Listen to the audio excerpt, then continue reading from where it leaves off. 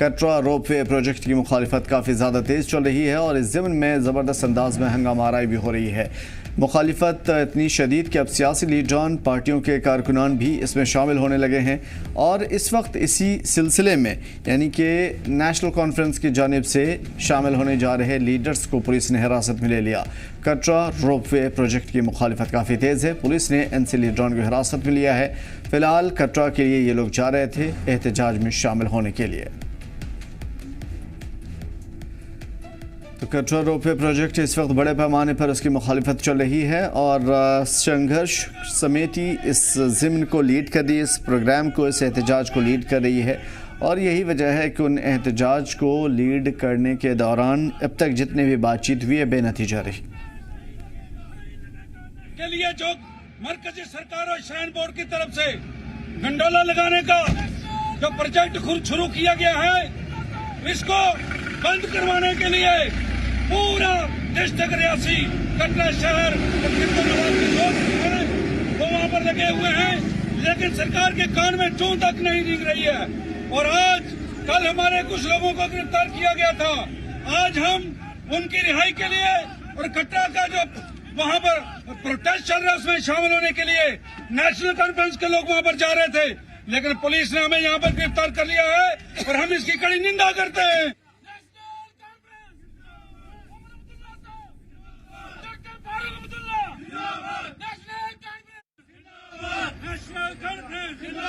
नहीं लगेगा, नहीं लगेगा, नहीं लगेगा, नहीं लगेगा, नहीं लगेगा, नहीं लगेगा, नहीं लगेगा, नहीं लगेगा।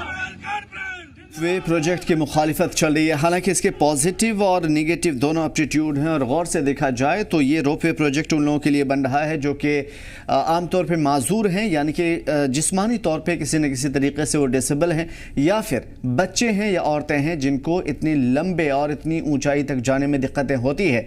यही वजह है कि इन लोगों के लिए ये रोपवे प्रोजेक्ट बन रहा था। और सबसे बड़ी बात कि अगर भीड़ भाड़ में ये कहीं दबे कुचले जाते हैं, भगदड़ मच जाती है या फिर किसी भी तरह की नागहानी आफत आ जाती है तो ऐसे में इनकी मौत सबसे पहले होती है और सबसे ज़्यादा भयावह सूरत हाल इनके लिए होती है।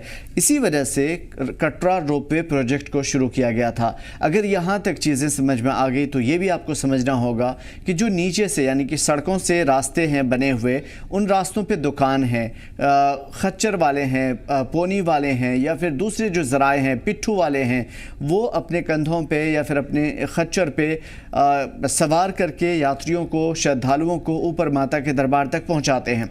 उसका उनको एक ख़र्च मिलता है, पर्टिकुलर अमाउंट उनको दी जाती है जिससे उनका गुज़र बसर चलता है। और अब जबकि रोपवे प्रोजेक्ट शुरू हो जाएगा तो इनको ये ख़दशा है, ये डर है कि इन लोगों के रोज़गार छिन जाएंगे। हालांकि इंतज़ामिया का कहना है कि इससे किसी का रोज़गार नहीं छुनेगा, बल्कि उन लोगों के लिए आसानी हो जाएगी जो माजूर हैं, किसी भी तरीके से वो ऊपर नहीं जा सकते लेकिन अपनी श्रद्धा अनुसार वो कटरा आए हुए हैं, माता के दरबार में माथा टेकना चाहते हैं और वो नहीं जा पा रहे हैं तो उनके लिए एक नया सिस्टम यानी रोपवे के ज़रिए, एक केबल कार के ज़रिए जिसे गंडोला कहा जाता है वहाँ पे, उसके ज़रिए वो वहाँ तक पहुँच पाएंगे। तो ये आसान और बहुत बेहतर रास्ता हो सकता है, लेकिन लोगों की जानिब से एक ज़बरदस्त अंदाज में मुखालिफत हो रही है और ये जो मुखालिफत हो रही है उसकी कई वजूहात है जो मैंने आपसे शेयर किया। और सबसे बड़ी बात यह है कि अब तक कई दौर की बातचीत हो चुकी है, बैठक हो चुकी है, लेकिन सब बेनतीजा रही।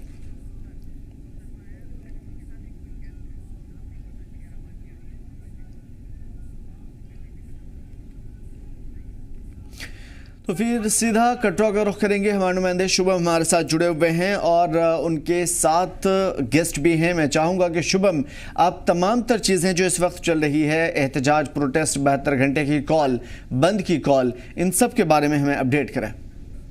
बिल्कुल आमिर, लगातार कल से हड़ताल जारी है। जहां एक और प्रदर्शन चल रहा है तो वहीं कटरा के युवा जो है वो भूख हड़ताल पर भी बैठे हुए हैं। हालांकि सुबह 5 बजे के करीब युवाओं को पुलिस ने हिरासत में लिया था, पर कुछ समय के बाद उन्हें छोड़ भी दिया था और अभी भी भूख हड़ताल पर बैठे हुए युवाओं ने कहा है कि जो लोग कल के 17 लोगों को डिटेन किया है उन्हें जल्द से जल्द रिहा किया जाए और किसी भी हालत में रोक जो है वो नहीं लगने देंगे।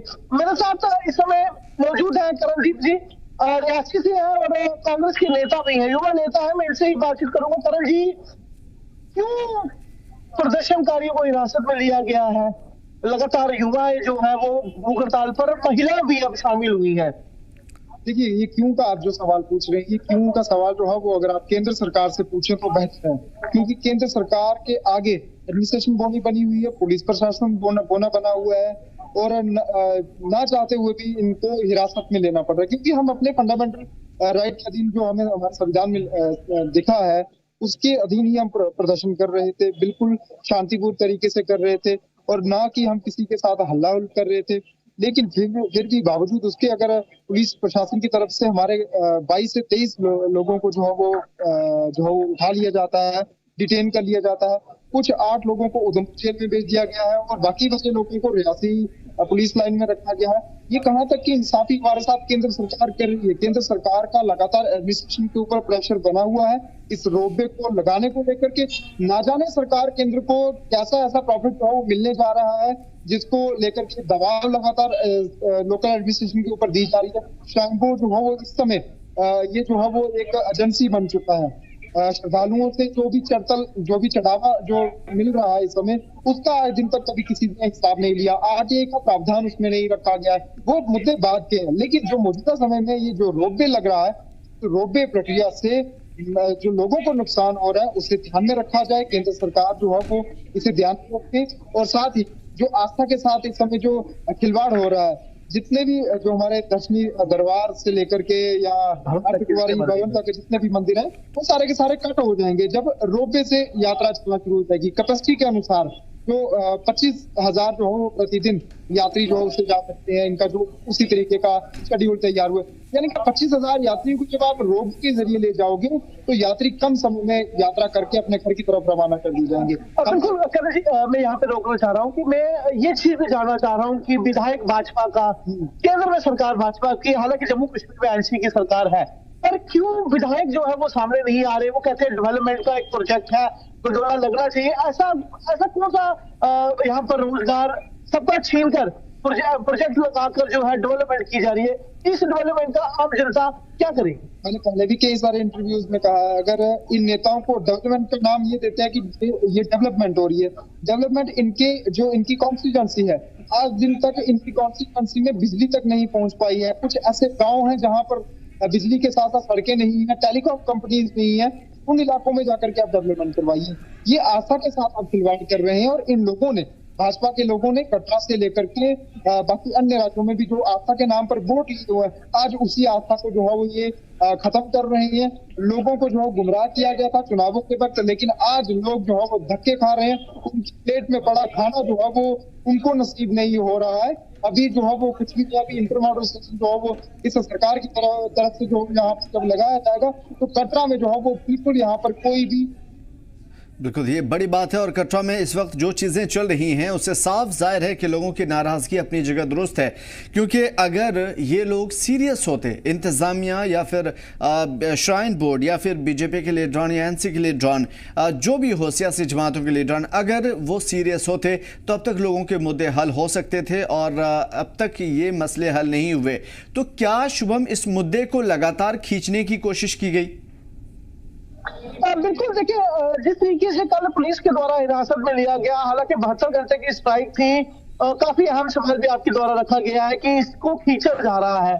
बिल्कुल मैं आपसे कहूं तो जिस तरीके से लोगों का रोजगार यहाँ पर खत्म होगा, करण जी से मेरी लगातार बातचीत यहाँ पर हो रही है, लोगों का रोजगार अगर सरकार यहाँ पर छीनती है, केंद्र सरकार के द्वारा कहीं ना कहीं अनदेखा इसे किया जा रहा है। आमिर, यहाँ पे ये चीज भी अहम रहने वाली है कि करण जी कल जिस तरीके से पहले सुनने में आया था कि उपराष्ट्रपति का भी दौरा है, मां वैष्णो देवी विश्वविद्यालय को में आने को लेकर, कितना ज्यादा इम्पैक्ट उसका इस स्ट्राइक का उस पर भी पड़ेगा? देखिए, इम्पैक्ट पड़ने ही नहीं दे रहे हैं, ये प्रदर्शन को सफल होने नहीं दे रहे हैं। ये शालामार पार्क तक ही सीमित है। यहाँ से अगर कोई बाहर की तरफ जो है प्रदर्शन करता है, करने की कोशिश करता है, उसे जो है वो धरपकड़ की जा रही है, उठा करके जेलों में डाला जा रहा है। और हम पीसफुली तरीके से करना चाहते हैं, हम भी नहीं रोड़ा बनना चाहते उस उपराष्ट्रपति के दौरे में, लेकिन हम उपराष्ट्रपति जी से भी आग्रह करते हैं, अगर आपका दौरा है, आप जिस नगरी में आ रहे हैं, आप जो है वो इस नगरी के लोगों की समस्याएं जरूर सुने।